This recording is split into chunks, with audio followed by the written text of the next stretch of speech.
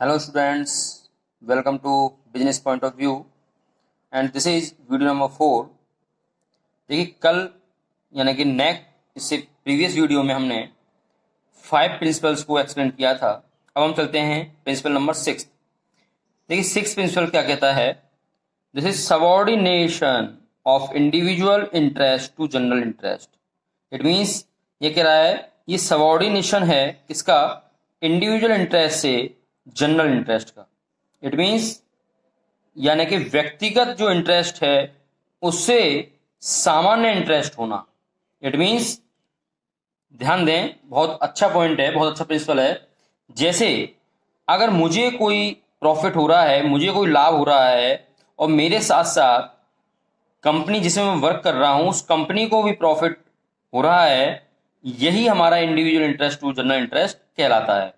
जैसे मान लीजिए फ्योल यहाँ पर कहते हैं कि इस प्रिंसिपल को अप्लाई अवश्य करें, जिसके लिए वो कहते हैं कि जैसे मान लीजिए कंपनी ने बोल दिया कि भैया आज 100 यूनिट तो आपको मैन्युफैक्चर करनी है और जो भी वर्कर 100 यूनिट से ऊपर अगर मैन्युफैक्चर करता है तो उसे पर यूनिट 2 रुपीज बोनस दिया जाएगा।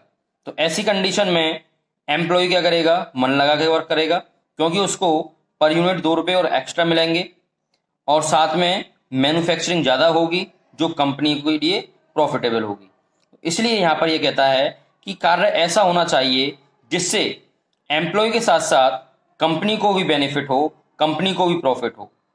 ऐसा नहीं है कि केवल एम्प्लॉय को प्रॉफिट हो रहा है तो कंपनी को लॉस हो रहा है तो वो बेकार है, या कंपनी को प्रॉफिट हो रहा है एम्प्लॉय को या वर्कर को लॉस हो रहा है तो वो भी बेकार है। इससे क्या होगा, इससे वर्कर डिमोनेटाइजेशन हो जाएगा। इसलिए वर्कर को अगर मोटिवेट करना है, कार्य के प्रति और जागरूक करना है, तो इस प्रकार के प्रिंसिपल का होना आवश्यक है।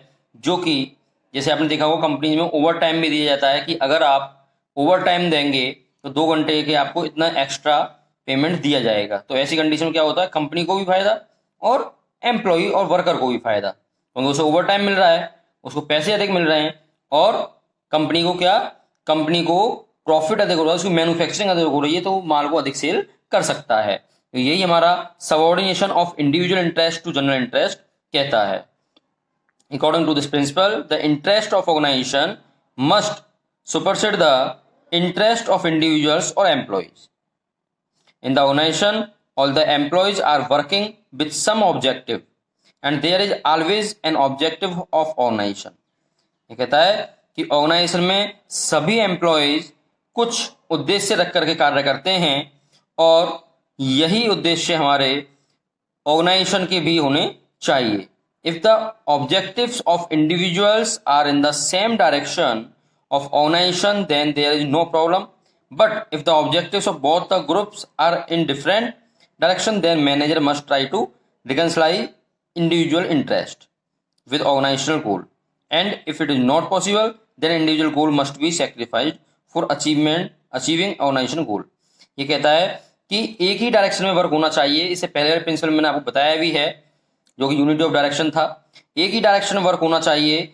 अगर सेम डायरेक्शन में वर्क नहीं हो रहा है, कहीं ना कहीं प्रॉब्लम है, इट मीन्स मैनेजर को चाहिए कि वो इंडिविजुअल इंटरेस्ट पर ध्यान दे, एम्प्लॉय को इंडिविजुअल इंटरेस्ट दे, उनको प्रलोभन दे ताकि वो कार्य को आसानी से कर सकें और कंपनी के प्रति उनको कार्य की लगनशीलता बढ़ सके। तो यही चीज यहाँ पर ये कह रहा है कि individual interest to general interest का सबऑर्डिनेशन होना चाहिए। ओके, आइए चलते हैं नेक्स्ट प्रिंसिपल पर। This is 7th principle, remuneration of persons.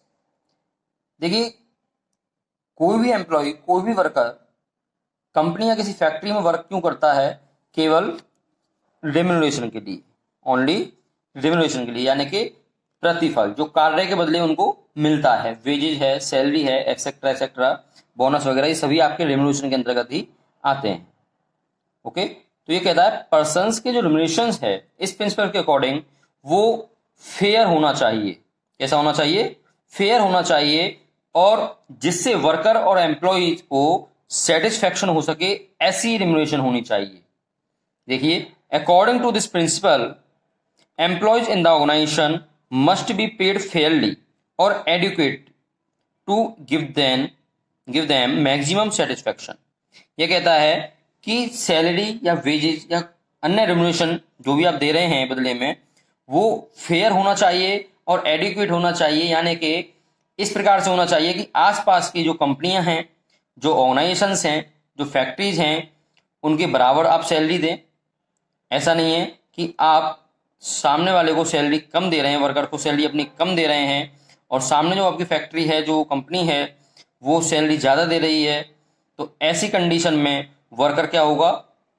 Worker demotivate होगा, वो डिससेटिस्फेक्शन होगा, उसको सेटिस्फेक्शन नहीं हो पाएगा, और ऐसी कंडीशन में वो आपको कार्य मन से नहीं कर पाएगा, लगनशीलता से नहीं कर पाएगा, जिससे लॉस किसको होगा? कंपनी को होगा, डायरेक्ट लॉस। तो इसलिए रेम्युनरेशन हमेशा फेयर होना चाहिए, एडिक्वेटली होना चाहिए। The employees should be paid fair wages and salaries which would give at least a reasonable standard of living। देखिए, स्टैंडर्ड ऑफ लिविंग के आधार पर कम से कम उनकी सैलरी और उनकी वेजेज एम्प्लॉयज की रीजनेबल आधार पर होनी चाहिए। At the same time it should be with in the paying capacity of the company. Company की कैपेसिटी के आधार पर सेम टाइम पर सैलरी पेड होनी चाहिए, और अन्य जो कंपनीज हैं उनसे आपकी सैलरी कम नहीं होनी चाहिए, एक एडिक्वेट सैलरी होनी चाहिए, जिससे आसानी से एम्प्लॉय और वर्कर मन लगाकर लगनशीलता के साथ कार्य कर सकें। अगर वर्कर सेटिस्फाई नहीं होगा तो वो मन लगा कार्य नहीं कर पाएगा, जिससे लॉस सीधा आपकी फैक्ट्री, आपकी कंपनी पर ही पड़ेगा। इसलिए फ्योल यहाँ पर कहते हैं कि remuneration of persons principles is the most important principles for every organisations और कंपनीज। ओके, आइए नेक्स्ट पॉइंट पर चलते हैं। Eighth principle, centralisation and decentralisation. देखिए, centralisation it means authority and power centre में है, यानी कुछ व्यक्तियों के पास है केवल, और डिसेंट्रलाइजेशन मीन्स पावर लगभग हर व्यक्ति के पास है, कुछ पावर्स। तो सेंट्रलाइजेशन और डिसेंट्रलाइजेशन क्या कहता है? Centralisation refers to concentration of authority और power in few hands at the top level. ये कहता है कि सेंट्रलाइजेशन क्या करता है? कंसंट्रेट करता है अथॉरिटी और पावर को कुछ हाथों में केवल, जो कि टॉप लेवल के हाथों में होंगी। Decentralisation means evenly distribution of power at every level of management. जबकि डिसेंट्रलाइजेशन क्या करता है? प्रत्येक स्तर पर, प्रत्येक लेवल पर अपनी पावर्स को, अथॉरिटीज को डिवाइड कर देता है, डिस्ट्रीब्यूट कर देता है। इट मीन्स डिसेंट्रलाइजेशन और सेंट्रलाइजेशन दोनों आपकी समझ में यहां तक आगे होंगे। सेंट्रलाइजेशन केवल कुछ व्यक्तियों के हाथ में पावर होती है टॉप लेवल पर, जबकि डिसेंट्रलाइजेशन में एवरी लेवल, प्रत्येक लेवल पर वो पावर को डिस्ट्रीब्यूट कर देते हैं। जैसे कुछ टॉप लेवल के हाथ में है, कुछ मिडिल लेवल के हाथ में है, और कुछ हमारे लोअर लेवल के हाथ में है। तो यहां पर फ्योल क्या कहते हैं? फ्योल कहते हैं कि ये जो प्रिंसिपल है, इस प्रिंसिपल को अप्लाई इस प्रकार से करना है कि आपकी कंपनी में ना तो टोटली सेंट्रलाइजेशन हो और ना ही टोटली डिसेंट्रलाइजेशन हो।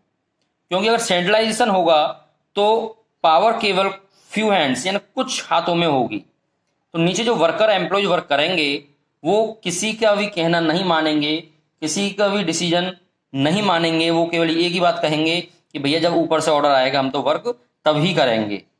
तो ऐसी कंडीशन में वर्क नहीं हो पाएगा टाइम से। और डिसेंट्रलाइजेशन वाली कंडीशन में क्या होता है?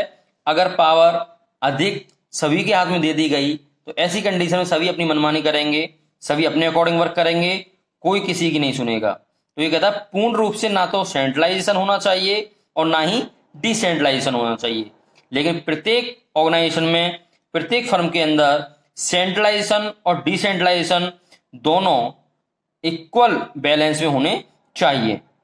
देखिए कह भी रहा है, according to Fayol a company must not be completely centralised and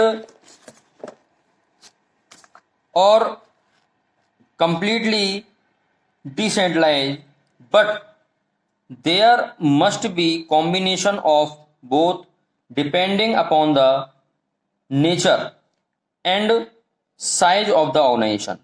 ये कहता है ना तो कंप्लीटली सेंट्रलाइज होनी चाहिए और ना ही कंप्लीटली डिसेंट्रलाइज होनी चाहिए, बल्कि दोनों का कॉम्बिनेशन होना चाहिए, सेंट्रलाइजेशन और डिसेंट्रलाइजेशन। और वो डिपेंड करता है आपकी ऑर्गेनाइजेशन के नेचर पर, आपकी ऑर्गेनाइजेशन के साइज पर। ओके, इसमें कुछ पावर, मेन पावर, जैसे मान लीजिए फाइनेंशियल डिसीजन की पावर है, प्लानिंग्स हैं, ये तो आपके टॉप लेवल के हाथों में पहुंच जाएं। और अन्य जो पावर्स हैं छोटी मोटी, वर्क करने की, टाइमिंग के अकॉर्डिंग वर्क करने की, मैन्युफैक्चरिंग करने की, ये आप कुछ डिपार्टमेंट के अकॉर्डिंग बांट दें। ओके, तो ये हमारी होती है सेंट्रलाइजेशन एंड डिसेंट्रलाइजेशन, जो कि दोनों का कॉम्बिनेशन प्रत्येक ऑर्गेनाइजेशन में होना आवश्यक होता है अकॉर्डिंग टू फेयोल्स प्रिंसिपल्स, और सही भी है। ओके, आइए चलते हैं नेक्स्ट अपने प्रिंसिपल पर। नेक्स्ट है 9th principle, principle of scalar chain. देखिए मोस्ट इंपोर्टेंट प्रिंसिपल है और बहुत ही अच्छा प्रिंसिपल है, विशेष ध्यान दें आप। प्रिंसिपल ऑफ स्केलर चेन क्या है? Scalar chain means line of authority और chain of superiors from highest to lowest rank. ये कहता है कि ये एक तरह से चेन होती है जो कि आपकी हाईएस्ट से लोएस्ट की तरफ होती है। देखिए इस चेन में ये कहता है कि कोई भी आपकी इंफॉर्मेशन है, फेयोल्स क्या कहता है, कोई भी आपकी इंफॉर्मेशन है, उस इंफॉर्मेशन को आप स्केलर चेन के थ्रू ही अगर मूव करेंगे तो ज्यादा बेनिफिट आपकी कंपनी, आपके ऑर्गेनाइजेशन में होगा। जैसे मान लीजिए ये आपको डायग्राम दिखाई दे रहा है, इस डायग्राम के अंदर ये सुपीरियर हो गए, ऊपर बॉस हो गए टॉप लेवल पर। ये आपके एक मान लीजिए सेल्स डिपार्टमेंट से संबंधित है, ये आपका प्रोडक्शन डिपार्टमेंट से संबंधित है। ओके, ये दो डिपार्टमेंट हो गए, sales department and production department. तो ऐसी कंडीशन में क्या होगा, अगर इसको कोई प्रॉब्लम है तो ये अपनी प्रॉब्लम को कहां पहुंचाएगा, ई से बोलेगा, क्योंकि ये इससे ऊपर बैठे हुए हैं। ई अपनी प्रॉब्लम को डी से बोलेंगे और डी अपनी प्रॉब्लम को सी से बोलेंगे और सी अपनी प्रॉब्लम को बी से बोलेंगे और बी उस प्रॉब्लम को ऊपर सुपीरियर तक पहुंचाएगा। तो ये क्या है, ये स्केलर चेन है जो कि आपकी नीचे से ऊपर की तरफ चलती है। और अगर इनको पता है, ये सेल्स डिपार्टमेंट है, इसने बोला कि मैन्युफैक्चरिंग ये डिफेक्ट आ रहे हैं और इन्होंने इस प्रकार से बोलते बोलते सुपीरियर तक ये बात पहुंचाई, तो फिर सुपीरियर इस बात को स्केलर चेन के थ्रू ही धीरे धीरे नीचे तक पहुंचाएगा प्रोडक्शन डिपार्टमेंट में कि भैया आपकी यूनिट मैन्युफैक्चरिंग में ये प्रॉब्लम आ रही है तो आप इसे सही कराएं। तो सुपीरियर ने अपने नीचे वाले से बोला, उस नीचे वाले ने अपने नीचे वाले से बोला, उस नीचे वाले ने अपने नीचे वाले से बोला। इस प्रकार से ये चेन वर्क कर रही है, यानी कि इसकी कोई प्रॉब्लम्स आती हैं तो वो one by one scalar chain के थ्रू पहुंचेंगी। जैसे एक हम सिंपल एग्जांपल लेते हैं, मान लीजिए क्लास में अगर कोई प्रॉब्लम होती है किसी स्टूडेंट को, तो ऐसी कंडीशन में वो अपनी प्रॉब्लम को किससे कहेगा, पहले मॉनिटर से बोलेगा, और मॉनिटर उस प्रॉब्लम को क्लास टीचर से बोलेगा, और क्लास टीचर उस प्रॉब्लम को वाइस प्रिंसिपल या एचओडी जो होंगे उनसे बोलेंगे, और वो वाइस प्रिंसिपल सर या एचओडी सर उसे प्रिंसिपल सर के सामने रखेंगे। तो ये क्या हो गया, एक स्केलर चेन हो गई जो मूव कर रही है। और इन्फॉर्मेशन किसी भी ऑर्गेनाइजेशन में अगर स्केलर चेन के थ्रू ही जाती है तो वो ज्यादा बेस्ट होगी, ज्यादा बेस्ट मानी जाएगी। लेकिन यहां पर फ्योल भाई साहब एक चीज और कहते हैं कि अगर कहीं पर हमें इमरजेंसी आ जाए, कोई अर्जेंट डिसीजन लेना पड़ जाए, तो ऐसी कंडीशन में आप स्केलर चेन का यूज नहीं कर पाएंगे, क्योंकि अगर कोई अर्जेंट डिसीजन है, जबकि स्केलर चेन में टाइम लगता है, ये इससे कहेगा, ये इससे कहेगा, ये इससे कहेगा, ये इससे कहेगा, ऐसे करके मूव होगी। लेकिन अगर उसे अर्जेंट डिसीजन लेना है, कोई भी इमरजेंसी है, तो ऐसी कंडीशन में ये क्या होता है, स्केलर चेन को तोड़ सकते हैं, और तोड़ करके डायरेक्ट ये अपनी बात को सुपीरियर से भी कह सकता है, और डायरेक्ट ये अपनी बात को चाहे तो डायरेक्ट अपने मैन्युफैक्चरिंग में भी कह सकता है, यानी सेल्स डिपार्टमेंट का मैनेजर मैन्युफैक्चरिंग डिपार्टमेंट के मैनेजर से भी डायरेक्ट कह सकता है। तो ऐसी कंडीशन अगर आती है, जब स्केलर चेन टूटती है, तो इसको हम बोलते हैं गैंग प्लान। क्या बोलते हैं, गैंग प्लान। जब हमारी स्केलर चेन टूटती है, जब हम डायरेक्ट किसी से अपनी इमरजेंसी के आधार पर, अर्जेंसी के आधार पर बात कर सकते हैं, तो उसको हम बोलते हैं गैंग प्लान। जैसे स्टूडेंट को अगर ज़्यादा प्रॉब्लम है, वो अपनी बात को तुरंत अभी रखना चाहता है, डिसीजन अभी लेना है तुरंत, तो वो डायरेक्ट प्रिंसिपल सर से भी जाकर बात कर सकता है। देखिए उसी चीज को इसने एग्जाम्पल में भी समझाया है। According to scalar chain principle, if E wants to contact O he has to move through EDCVAL, यानी कि ई अपनी बात को ओ तक पहुंचाना चाहता है तो ई किससे कहेगा, पहले डी से कहेगा, फिर सी से कहेगा, फिर बी से कहेगा, और बी के बाद में फिर वो ए यानी सुपीरियर से कहेगा, फिर सुपीरियर एल से कहेगा, जो मैंने आपको भी बताया है। If this chain is broken then there are chances of communication gap in the organization, but sometimes following scalar chain becomes a long process। मैं बताया कुछ समय ये हमें लॉन्ग प्रोसेस लगती है। And if some important information has to be passed, अगर कुछ महत्वपूर्ण इंफॉर्मेशन हमें तुरंत पास करनी है, it gets delay. So in case of emergency and urgent information, यानी अगर कोई इमरजेंसी केस है या कोई अर्जेंट इंफॉर्मेशन है, सो fuel permitted a shortcut in the chain which is called gang plan. अगर कोई इमरजेंसी है, कोई अर्जेंट इंफॉर्मेशन है, तो आप स्केलर चेन को तोड़ करके डायरेक्ट अपनी इंफॉर्मेशन को पहुंचा सकते हैं, और वो हमारा क्या कहलाएगा, गैंग प्लान कहलाएगा। क्या कहलाएगा, गैंग प्लान कहलाएगा। बोर्ड में कई बार पूछ लिया जाता है व्हाट इज गैंग प्लान, तो इस पर विशेष ध्यान देना है। तो समझ में आ गया होगा principal of scalar chain.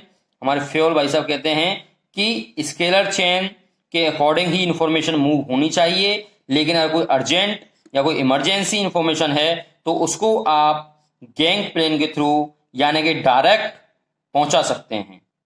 Okay, तो आज इतना ही। नेक्स्ट वीडियो में आपके लास्ट 4-5 प्रिंसिपल रह गए हैं, उन प्रिंसिपल पर हम बात करेंगे।